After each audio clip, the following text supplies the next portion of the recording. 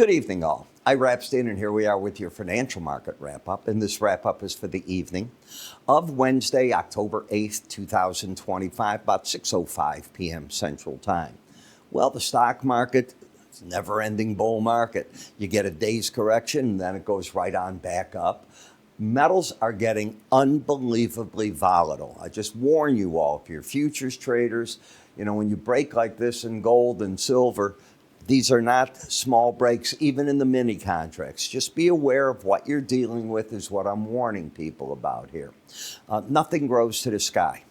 And when I see every article that I read in a financial journal or the old type of newspaper, the digital newspapers, you got to own gold. The trade is buying here. It's got to go. It's got to go. It's going to keep going. They're debasing the dollar. They're not debasing the dollar, number one, completely. Dollar was up again 35 points. It's not at under 97. It's approaching 99. It hasn't been there a while. The eurocurrency is dropping. It's into the 116.70s. It's not taking off against the dollar right here. So I love when people say these things, but I'm not convinced I buy what the press likes to talk about.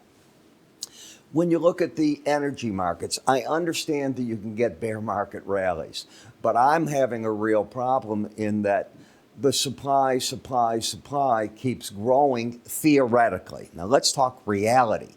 OPEC isn't producing what they could be. They're producing about 65%, according to the articles I'm reading, of the quotas that they've given, and they keep raising them. Somewhere along the line, you'll start picking up more.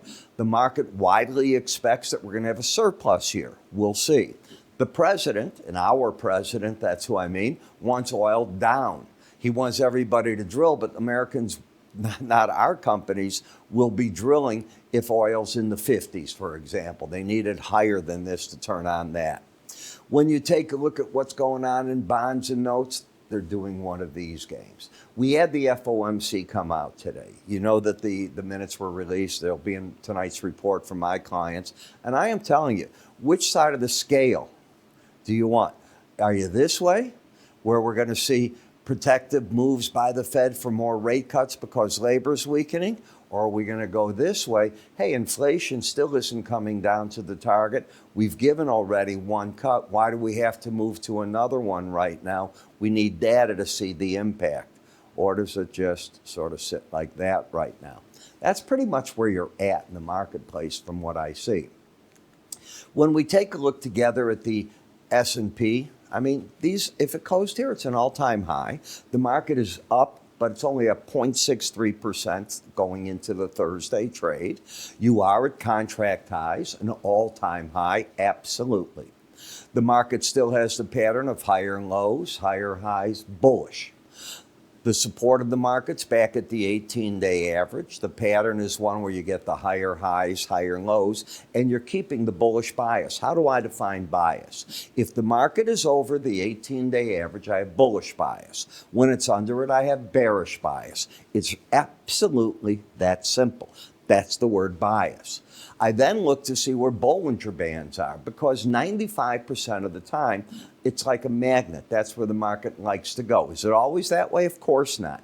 If it were, it'd be the easiest thing in the world to do. But it's what happens. You take a look, and it doesn't like to stay over it. Now, some markets, it's easier to stay over than others.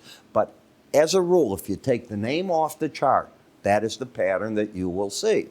And when you're embedded, which means the slow stochastics with my formula, it is different than yours. I only give the formula out for free to my paid subscribers, but they can have it. All they got to do is write me. And you write through here, and as long as that's embedded, I stay with it. In the NASDAQ, embedded. Still there, but notice how, again, the Bollinger Band acts as that resistance point. Not the case in the Dow, so it's nowhere near as bullish as the other markets, nor do we have that in the Russell. So the two weaklings right now, if you can call them that, are the Russell and the Dow, and the strength in the market is coming primarily from the NASDAQ and the S&P. And the NASDAQ, as you know, this is an AI-driven rally, so you can imagine. When we take a look at the DAX, As I said to you just yesterday, I said, I expect, in fact, 2 days ago, I didn't think you'd stay over the Bollinger Band. You'd pull under it. If you can embed, this gets interesting. Are we embedded? All right.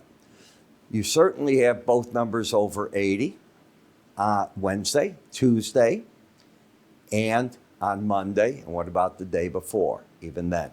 So you're fully embedded, which means these type of breaks get bought by the pros. There is a moving average you can use to locate that number, and they look for the market to come up until you lose that red line by a closing under 79. At least that's my theory in the market. When we take a look at the 10-year notes, what do I teach you about that red line? I call it the line in the sand. It's from there that the market decides bias. When you're under it, when you rally to it, that's the resistance point. When you're over it and you break to it, it tries to be the support point. You'll see that more times than not. Just take a look at the chart. These are the basics, and once you learn those, it's so simple. You go, whoa. There's more to it because you want to put in where's momentum in the markets. Right now, the 2-year notes is bearish. You wouldn't think that. You would think the 2-year note should be bullish, right? Because that's what the Fed can control. Well, Fed isn't doing anything right now about that. Then we get to the dollar index, which if you read the articles as to why gold is rallying, it's because the dollar's debasing. Really?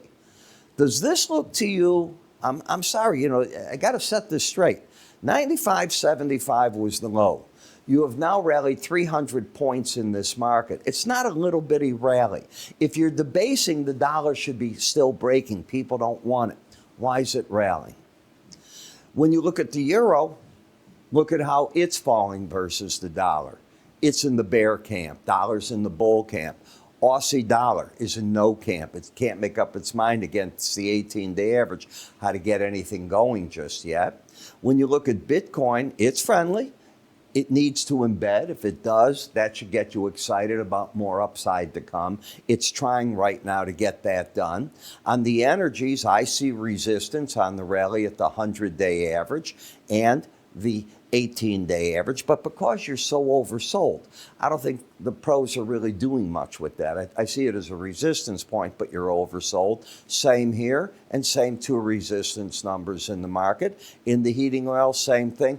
Different though. You fell into the support of the Bollinger Band on the 100-day average. And as that happened, go back 3 days on the videos, 4 days, you'll see. I said, I think that's where the pros are covering their shorts. And you're getting a bounce. I don't see a trend to trade off of that yet. And last but not least, the natural gas. It keeps running into the Bollinger Band and getting hammered each time it's doing it.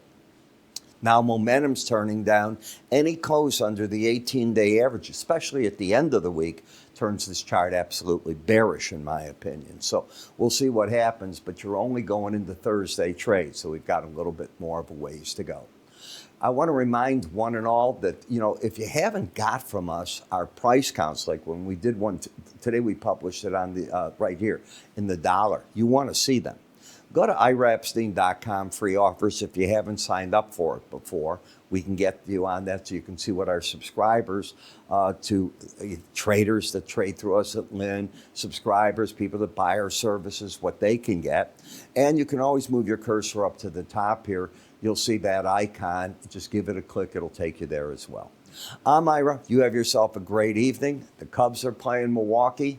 Let's see if they can pull off a magical win. They haven't won yet, and today they could be knocked out, but they are leading at this point. I got my fingers crossed just to get another game. I think Milwaukee